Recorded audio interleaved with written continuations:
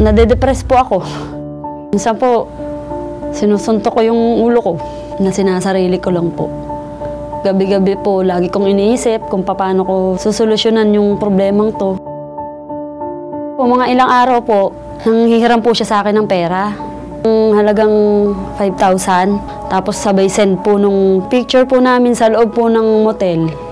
Saka yung maselang bahagi po sa ano ko. Tapos sabi ko, akala ko ba binura mo na yan? Sabi ko sa kanya nung una. Doon na po. Si Norma, 36 anyos, kahihiwalay lang sa kanyang asawa nang makilala si Giancarlo. Bagamat magulo pa ang estado ni Norma, naging kasintahan niya si Giancarlo. Si Giancarlo, narareklamo ni Norma, nagbabanta raw na pag hindi magbigay ng 5,000 piso at isang paketa ng tusino, ilalabas daw ang kanilang mga pribadong larawan.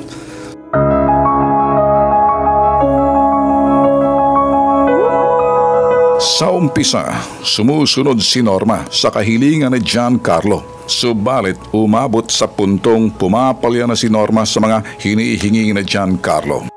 Naunahan po ako ng takot. Kaya nagbigay po ako ng unang month ng August or July din po mismo. Hanggang sa ayun na po. Gusto ko po sanang masolusyonan na rin po itong kasong to. Kasi feeling ko po habang buhay po ako hahawakan sa liig.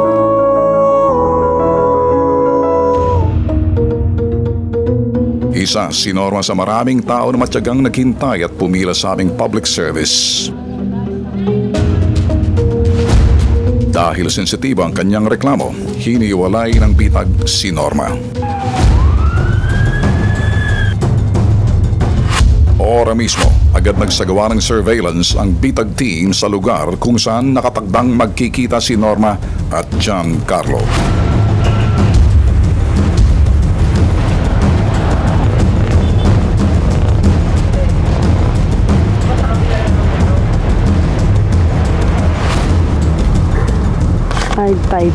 Kasi yun ang ate. Nalaba na po ako.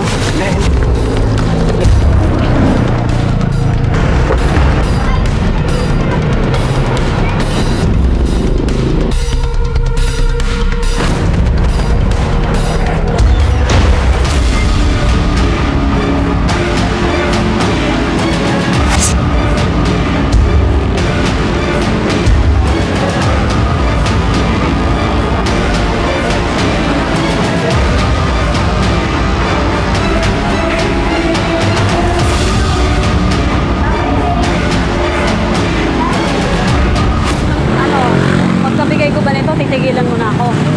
Hanggang kailan to?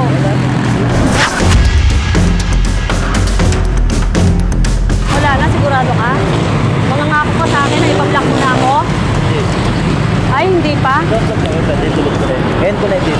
Tapos yung alam mo bang ginagawa mo sa akin? Depresyon. Kaya nga, mangako ka muna para bibigay ko naman yung perang hihingi mo eh. Andito dala ko. Pati yung kusino. Ayan, hawakan mo na para hawak. 5-5 na ito bibigay ko sa'yo. Tigilan mo na ako. Sigurado ka nangangako ka? Pati yung isa mong account? Sigurado ka? Eh, paano ako maniniwala? Nakakailang hingi ka na rin sa akin. I-activate ko na yun, sigurado. Kung nagkamali man ako sa'yo, sana naintindihan mo ako. Maging tao ka rin kausap kasi nadidepress na ako. Makawaanuhan mo na lang, magpakamatay na lang ako dahil sa ginagawa mo. Kasi kung tulong lang din naman, kaya ko naman tumulong eh. Pero sana sa malinis na paraan. Sana ito na yung last ako tao kausap. Sana tigilan mo na rin ako sa distance. Ayos na yan. Halos. Sana huli na to. Ayun, ma-block ko na yung mga account mo.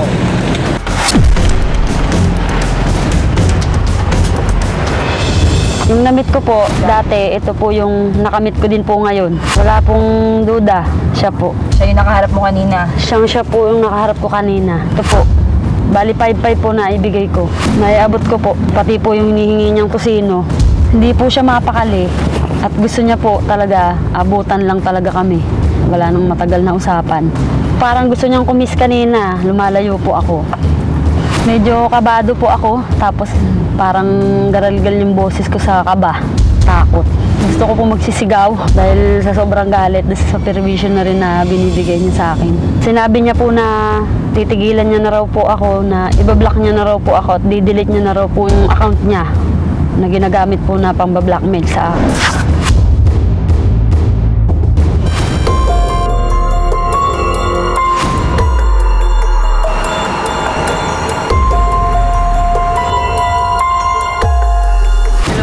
Opo, anong balita, ma'am? Nag-chat na naman po ulit si, nung blackmail po sa akin. Anong sabi? Pwede nang hihingi na naman po ulit sa akin ng 5,000. Yan nga po, ginigipit na naman po niya ako sa pera tsaka sa oras. Tapos agad-agad po, bukas na daw po. Kasama daw po yung Tosino. Saan daw magkikita ulit? Doon daw po ma'am sa dating lugar.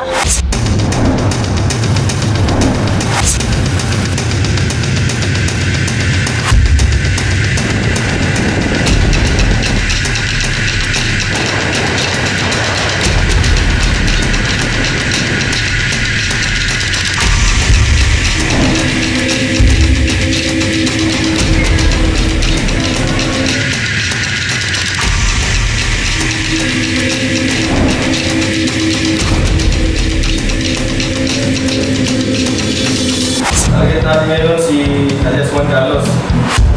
Picture. Ito yung picture ng target natin. Ang oras na magtatagpo sila ay 6:20. Doon na ibibigay yung 5,000. So nakaready na yung budol money natin, 5,000. Then, pag magkabigayan, huliin natin to. Ngayon, ang area natin, kailangan ko ng tao. Then, kailangan ko ng tao dito sa bridge. Then, kailangan ko naman mauna na rin dito sa baba. Pero basta lapitan nyo lang, hindi na makakaano yan. Kailangan ko din dito sa kabila. Ngayon, pag nakita nyo ng ganun, nakamanagas. Dapat ma-recover itong budol money natin. So kung lumaban pa rin, may patalim, ibang usapan na yun. Diba? Any question? Picture nyo, picture! Picture!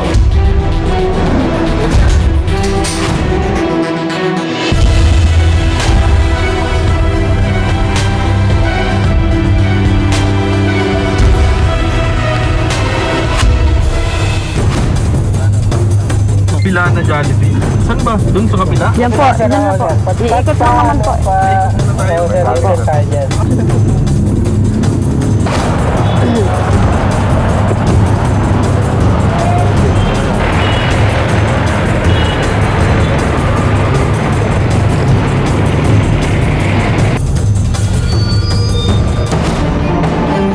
Nakasuot ng puting sombrero. Ha? T-shirt na maroon. Excited na daw, excited na. Kasama na daw niya. Ulihin nyo na.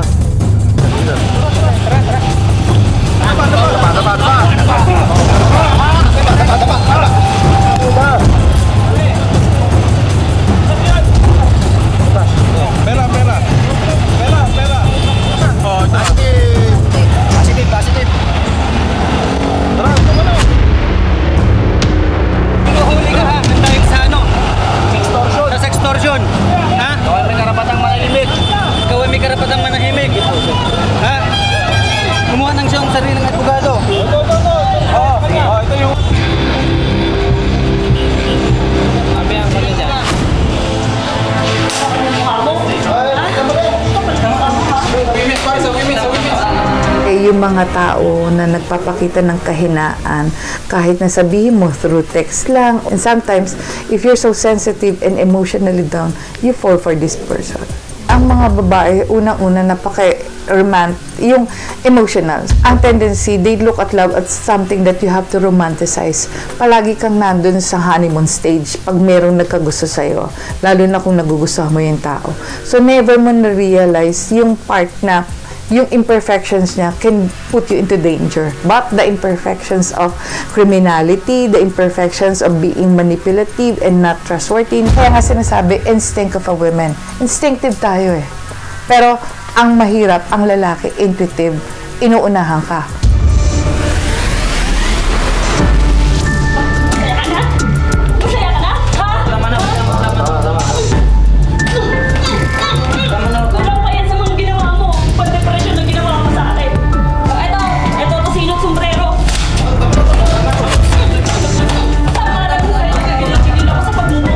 report na binigay sa amin ng BITAG, mayroong nangyayaring cyber extortion or sex extortion tawag natin. With the help of BITAG and Pasig City Police Station, na-identify natin.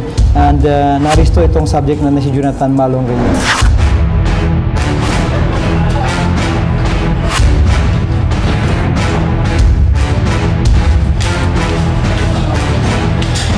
Ilan na ba na biktima mo? Ilan na ba? Ha? Ilan? Sagot? Isa lang po. Isa lang, dalawa? Isa lang po. Isa lang ba? Ito ba itsura na isa? Sabi ka, no? Sobra-sobra ka. Ano to kung pangalan mo? Jonathan, may ID ka? Ano to? Ilan na loko mo sa mga girlfriend mo? Ilan na yung ginawa mo na ganyan? Isa lang po, sir. Bakit siya lang? Yung iba? Binidyo mo lang? Nagipit lang po ako, sir. Ang iba, binidyo mo lang? Video lang, sir. Video lang? Video lang po. Mga ilan na to? Tatlo lang, pangatlo lang po siya, sir. Tatlo eh. Pag magsumbong daw po ako sa polis, kasi mag-bail daw po siya, sir. And then, re-rest baka niya po ako pag nakapag-bail daw po siya. Ayan ang pinaka-tinatakot ko sa utak ko. So, kaya mo mag-bail. Tingin mo. Subukan natin, ha? Actually, kung makita mo sa suspect, una, dinideny niya na walang video, is just a picture. But makita mo sa cellphone, mayroong different lady, babae, na mayroong sex video. Disorder yan eh. Parang mas naiintindihan nila na pag ginawa nila yan, may enjoyment. It doesn't necessarily mean na ini-enjoy nila yung sex per se. Mas ini-enjoy nila yung nakikita nila, na view nila yon, and then they get satisfied. But the problem is, nag-extort ka eh. Humihingi ka ng kapalit eh. That becomes another problem, and that becomes a disorder. The satisfaction is getting financial aid from what is happening. According to him, inamin niya na sinasabi niya na girlfriend niya. So, I believe, gawain ng tao ito ang ginagawa niya. And it is not only this complainant na victim maybe, but siguro meron pang iba. Previously, napakilala sang si John Carlo, kung ano-anong pangalan. Minsan tinatago po nila yan. Kasi ang intensyon nila una, di ba, manloko, mangbiktima. So, to hide sa ginagawang krimen, ibahin nilang pangalan nila, at upon his arrest, na pangalan pala niya ay si Jonathan Reyes Imalong. We do not tolerate it. That is why kinausap po yung complainant. Yes, we will file this case. Inquest po siya. Maaring mayroon pang other violation maliban sa cybercrime violation niya, yung sinasabi natin RE 10172, yung extortion pa niya.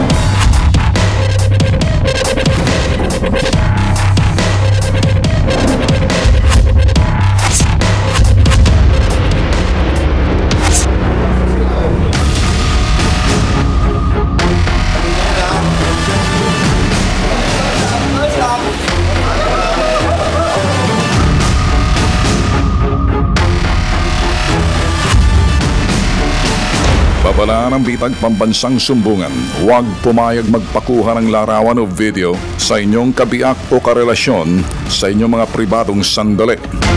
Kung nalalagay kayo sa ganitong klaseng sitwasyon, huwag magatubiling lumapit sa bitag pambansang sumbungan. Nagpapasalamat po ako ng sobra-sobra sa bitag po. Hindi dahil po sa kanila. Baka ngayon, iniisip ko pa rin po yung problema ko. Habang dumadami ang kaso ng cyber blackmail sa Pilipinas, patuloy na magiging bukas ang pinto ng bitag pambansang sumbungan.